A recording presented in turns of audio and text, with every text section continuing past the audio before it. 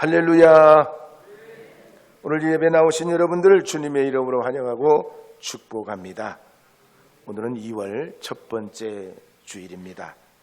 날씨가 여전히 매섭습니다. 그러나 이번 주 수요일이 되면 입춘이 됩니다. 먼 남쪽 나라에서 봄바람이 이미 불어오고 있다는 얘기입니다. 또 오늘은 제72회 응급주일이기도 합니다. 응급주일 그러면 빼놓을 수 없는 분이 있습니다. 전덕기 목사님입니다. 이 전덕기 목사님은 어린 시절을 고아와 다름없이 어렵게 살았습니다. 그러다가 17세 때 이화학당을 세운 스크랜턴 여사의 아들인 스크랜턴 선교사 집에 일꾼으로 들어가게 됩니다. 거기서 수년간 일하면서 이 스크랜턴 선교사 부부에게 감화를 받고 상동교회 교인이 됩니다. 속장도 되고 유사도 되고 권사로도 임명을 받습니다.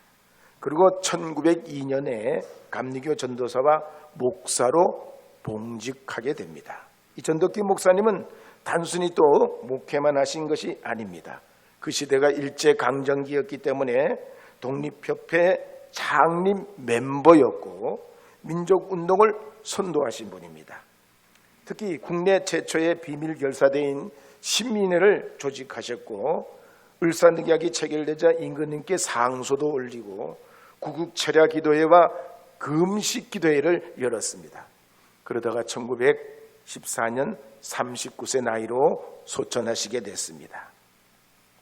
그럴 때 우리 감리교에서는 가족들의 생활이 어려질 때 이 전덕기 목사님 유가족과 권실 목사님의 생활보조금을 지급하면서 감리교 응급제도가 처음으로 시행되게 됐습니다. 2024년 현재로 은퇴하신 원로 목사님 1884분을 우리 감리교에서도 지금도 응급을 위해서 수고하고 있습니다. 우리 감리교회 또 특히 한국교회 헌신하신 원로 목사님들 영적 토양을 마련하고 기초를 위해서 일생 헌신하신 목사님들 위해서 건강을 위해 남은 여생을 위해 꼭 기도해 주시기를 부탁드립니다. 저는 오늘 마태복음 5장 1절에서 10절 말씀을 중심으로 행복한 사람이라는 제목으로 하나님의 말씀을 증거하려고 합니다. 이제 마태복음 5장 1절 2절 말씀을 함께 읽어보도록 하겠습니다. 예수께서 무리를 보시고 산에 올라가 앉으시니 제자들이 나온지라 입을 열어 가르쳐 이르시되. 마태복음 5장부터 7장까지 말씀은 마치 모세가 시내산에서 올라가서 하나님의 말씀을 받아 내려온 것처럼 예수님께서도 무리들과 제자들에게 산에서 가르치신 말씀이라 하여 산상수훈이라 합니다. 그래서 이 출애굽기 십계명 말씀과 산상수훈을 비교해 보면 연결점이 많습니다. 가령 십계명은 성막시대에 주신 하나님의 말씀이라면 이 산상수훈은 교회 시대에 주신 주님의 말씀입니다. 십계명이 실천 신앙에 초점을 맞추고 있다면 산상수훈은 은혜로운 경건 신앙에 초점을 맞추고 있습니다. 또 십계명이 일상생활에 초점을 맞추고 있다면 산상수훈은 영적 생활에 초점이 있고, 십계명이 죄와 의를 나누는 기준점으로 삼는다면 산상수훈은 영적 비전을 공유하는 말씀입니다. 그래서 영국의 캠브리지 신학대학의 교수였던 톰 나이트는 말하기를 이 산상수훈은 비행기 조종사가 1200km로 음속을 돌파할 때 느끼는 그 느낌과 그 차원이라고 그랬습니다. 그러니까 음속을 돌파하기 전에는 비행기 조종사가 전혀 느낄 수 없었던 걸 음속을 돌파하면서 조종사가 느끼는 그 느낌과 같이 이 산상수훈이 바로 영적인 그런 차원의 말씀이라 그랬습니다.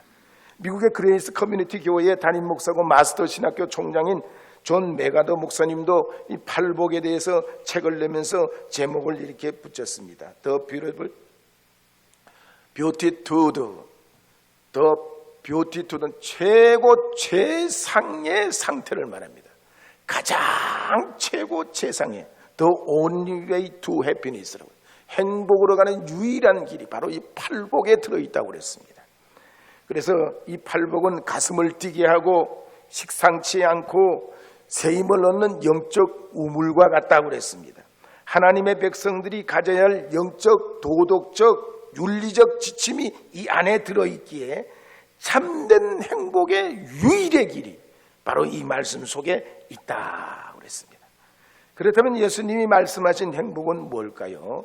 본문 말씀을 중심으로 보면 심령이 가난한 자, 애통하는 자, 온유한 자, 의에 줄이고 목마른 자, 긍휼히 여기는 자, 마음이 청결한 자, 화평케 하는 자, 박해받는 자가 복이 있나니, 복이 있나니, 복이 있나니, 복이 있나니 8번을 말씀하고 있어요.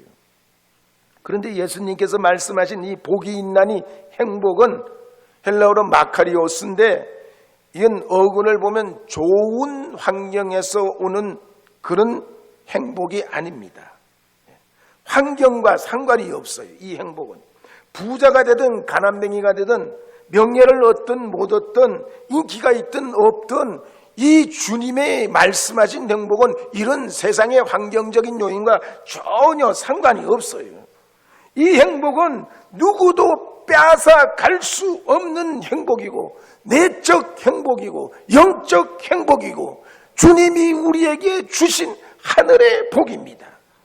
그래서 이 행복은 가난해져도 약해져도 심지어 죽음이 와도 앗아갈 수 없는 것입니다.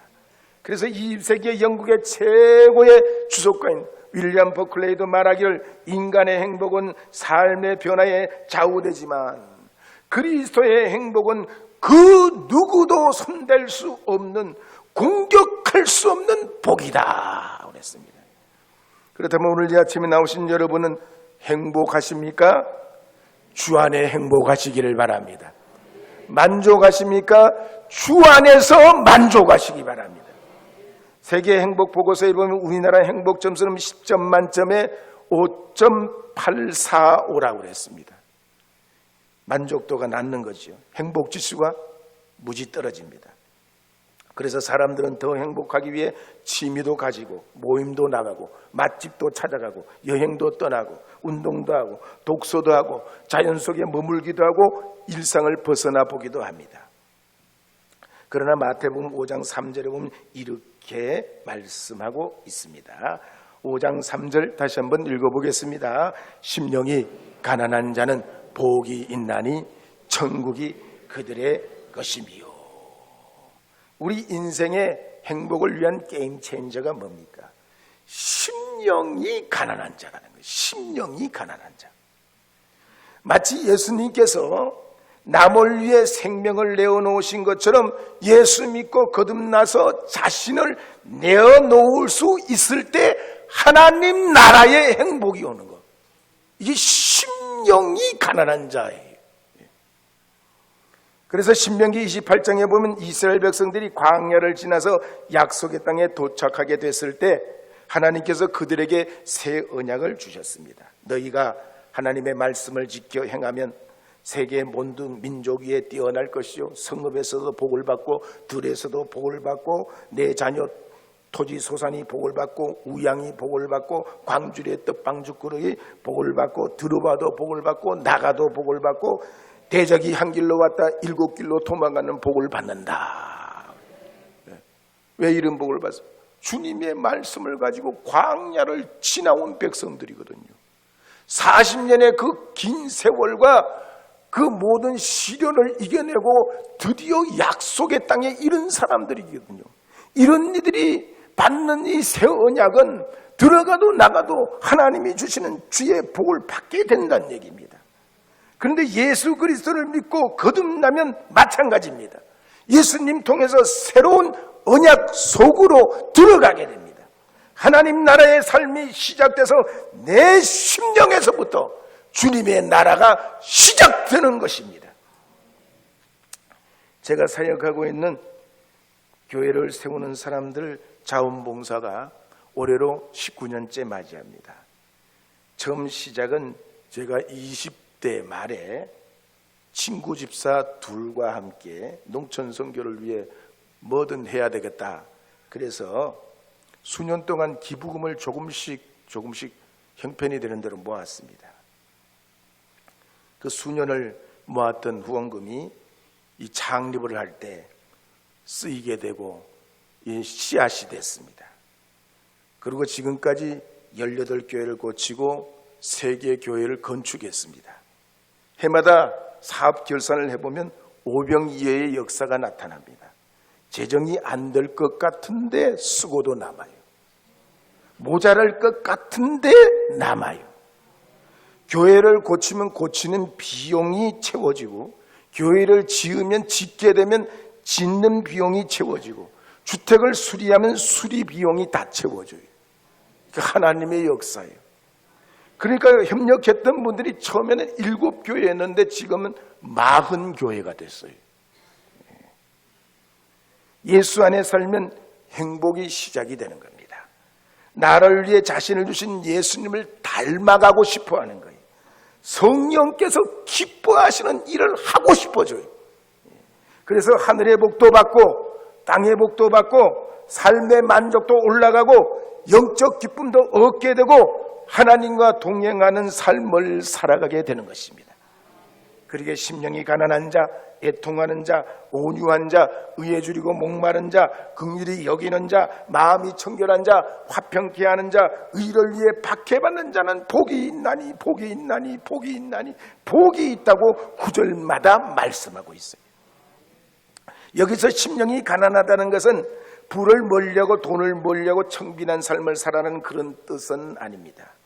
마음이 가난한 사람은 오직 그리스도에 대한 믿음을 가지고 자신에 대한 죄를 깨닫고 회개하는 심정으로 겸손히 주님 앞에 나오는 사람을 말합니다. 그러면서 나에게는 선한 것이 하나 없는 불쌍한 자입니다라는 것을 깨닫고 마치 예수님 앞에 나와 고침받은 나병 환자 같은 심정으로 주님 앞에 나와서 자기 안에 있는 악한 심정을 발견하고 자만심, 허영심, 시기심, 증오심, 질투심, 복수심, 적개심 이런 악의에 찬 것, 그 다음에 집착, 아집, 불의한 욕망, 이런 불친절, 성령을 근심케 하는 걸 발견하는 거예요. 그러면서 죄로 물든 나의 심령을 씻음 받기를 원합니다. 예수님만이 나의 구원입니다. 예수밖에 없습니다. 주님만이 나의 건져주실 분입니다. 주님밖에 없습니다. 저는 어린아이여 같사오니 나를 건져 주옵소서.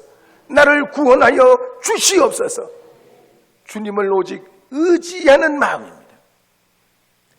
자물통이 복잡한 것 같아도 열쇠나 비밀번호가 있으면 다 열리듯이 우리 인생의 해답도 우리를 창조하신 하나님 오직 예수님 한 분이면 됩니다. 주님 안에 살면 우리가 마음이 가난해질 수도 있고 애통하는 자도 되고 마음이 따뜻하고 부드러워지기도 하고 옳은 것에서는 예스할 수 있고 자비와 긍휼도 베풀 수 있고 마음이 청결해지기도 하고 평화를 이루는 사람도 되고 진리를 위해 살 수도 있게 됩니다. 그래서 영국의 골드 스미스는 말하기를 예수 그리스도를 통하여 거듭난 사람은 아무것도 가진 것이 없어도 모든 것을 가진 자라 그랬습니다.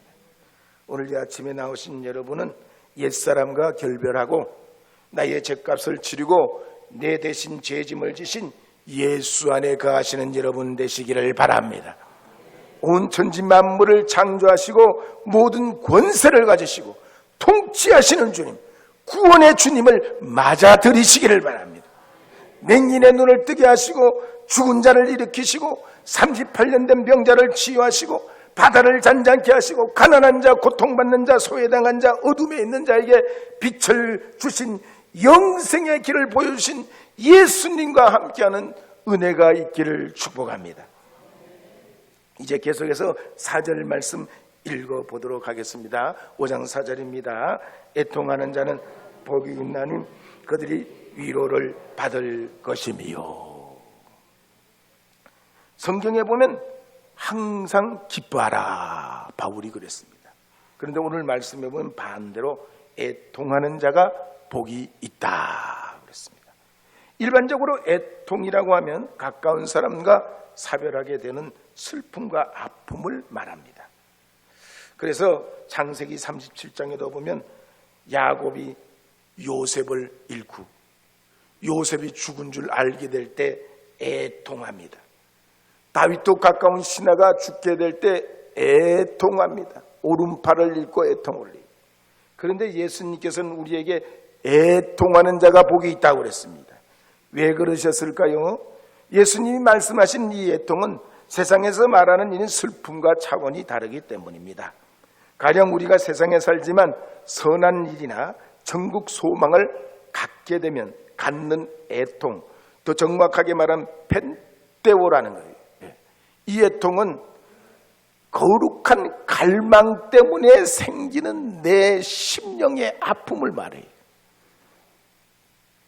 마치 우리 영혼이 어둠에 가려져서 불안하고 고독하고 고민될 때 이 우리의 나아가는 주님의 응답은 더뎌서 하나님의 응답이 내가 잡을 것처럼 내 코앞에 와 있진 않지만 그렇다고 내가 세상 환란에 도취되고 향락에 빠져서 살기는 결코 싫고 오직 살아계신 주님의 그 약속을 믿고 더 주님께 가까이 나가기를 원하고 그 음성 듣기를 원하고 그 사랑 안에 살기를 원할 때 우리에게 생기는 거룩한 근심, 거룩한 애통이 우리에게 있게 된다는 얘기예요. 그러면 성령께서 주님을 향한 우리의 마음을 아시고 위로해 주시고 믿음의 확증을 주시고 끊을 수 없는 소망을 더해 주십니다. 그래서 요한복음 16장 20절에서 22절에 보면 이렇게 기록하는 말씀이 나옵니다. 함께 읽어보겠습니다. 내가 진실로 진실로 너희에게 이르노니 너희는 곡하고 애통하겠으나 세상은 기뻐하리라. 너희는 근심하겠으나 너희 근심이 도리어 기쁨이 되리라. 여자가 해산하게 되면 그때가 이르렀으므로 근심하나 아기를 낳으면 세상에 사람 난 기쁨으로 말미암아 그 통을 다시 기억하지 아니하느니라. 지금은 너희가 근심하나 내가 다시 너희를 보리니 너희 마음이 기쁠 것이요 너희 기쁨을 빼앗을 자가 없으리라. 아멘. 조영기 목사님 설교집에 보면 1958년에 교회를 개척하고 가마리를 깔고 기도하는데 하나님이 감동을 주시기를 너는 온 천하에 다니면서 만민에게 복음을 전파해야 되니 영어 공부를 해봐라. 그렇게 감동을 주시더래요. 근데 그때 이 조 목사님이 공부할 처지가 못 됐습니다. 정규교육도 제대로 학교도 못 나오고 물질적으로도 무지 가난했던 때라 학원도 못 가고 뭐 개인 교사는 말할 것도 없이 둘 수가 없었습니다. 그때 애통하는 마음이 생겨가지고 밤잠을 못 잤다고 그래요. 근데 아무리 생각해도 방법이 없어. 그래서 어떻게 했냐, 영어책하고 사전을 갖다 놓고 미친 듯이 영어 공부를 했다고 그래요. 밤낮으로 자나깨나 영어 속에 살았다고 그래요. 영어책을 가지고 가자 배워가지고 영어로 가자 틈틈이 계속해서 계속하니까 이게 통째로 어느 순간 외워지더래요. 아멘 안 해도 돼. 그렇더니 영어가 어느 순간 자유로워지고 설교로 영어가 가능해지고 사람을 만나도 영어가 나오고 책을 봐도 방송을 봐도 영어가 들리더라는 얘기입니다. 이처럼 애통하게 된다는 건 나의 부족함을 깨닫고 간절히 사모하는 거예요. 그러면 성령의 임재가 나서 넘치는 위로를 허락해 주시는 줄 믿으시기 바랍니다. 제가 목회하기 전에는 목사님들은 설교가 저절로 화장지 풀리듯이 풀리는 줄 알았어. 그냥 성경 말씀 가지고 하나님 앞에 기도하면 이 말씀이 활짝 열리는 줄 알았어. 그럴까요? 적어도 그렇지 않을까요? 근데 그렇지 않아요. 주의 종된 사람들도 기도하고 성경 읽고 독서하고 신문을 보고 건강관리하고 운동도 하고 TV도 보고 인터넷도 보고 다양한 매체를 통해서 여러 노력을 거듭해야 돼요. 아멘을 안 하네. 아멘 좀 해봐요. 그래야 성령께서 합력하여 선을 이루신단 말이에요. 합력해서 선을 이루어요. 에스골골짜기에 많은 뼈가 생기가 들어가서 죽은 자가 살아나면서 군대를 이루게 되듯이 하나님이 합력하여 말씀에 역사한 기도의 능력이 나타나게 하는 것이. 그래서 수능을 보는 학생도 기도만 하면 안 돼. 애통해가지고 그냥 기도만 하면 안 된다고. 애통하는 만큼 열심히 밤낮으로 노력해야 합력해서 선을 이루게 되는 거예요. 경제도 그래요. 가난을 벗어나려면 어떻게 해야 돼? 열심히 노력해야지. 열심히 노력해야지. 그 벗어나지. 하나님 부어주시옵소서 하늘만 쳐다보면 되냐 말이요. 열심히 노력할 때 합력해서 선을 이루게 되는 거예요. 교회도 그렇습니다. 부흥이 오려면 애통하는 마음을 가져야 돼요. 영혼에 대한 애끓는 마음, 기도하고 부르짖는 그 기도가 이 교회에 가득 채워져야 돼요. 할렐루야.